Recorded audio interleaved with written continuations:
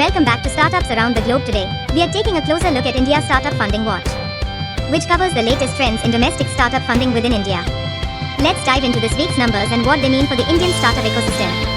This week, from 7th September to 13th, Indian startups raised a total of $128.3 million. While that might sound impressive, it's a significant 60.8% decline compared to the same period last year, where we saw $327 million in funding. Not only that, but it's also a 41.8% drop from the previous week's $220.3 million. Now, let's talk about the top funding rounds in India this week. Leading the way is Flexi Loans, which secured $34.5 million. Onsuriti followed with $26.4 million, and Centricity with $20 million.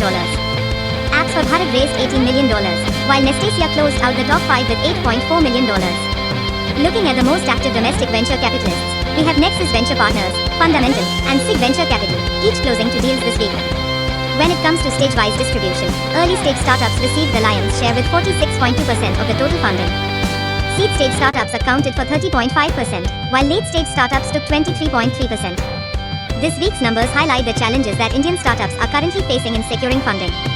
Despite the overall decline, companies like Flexi Loans and Onsuriti continue to attract significant investment, proving that there are still opportunities for growth and innovation. If you found this information useful, don't forget to like, subscribe, and hit the notification bell so you don't miss any updates on the latest in Indian startup funding.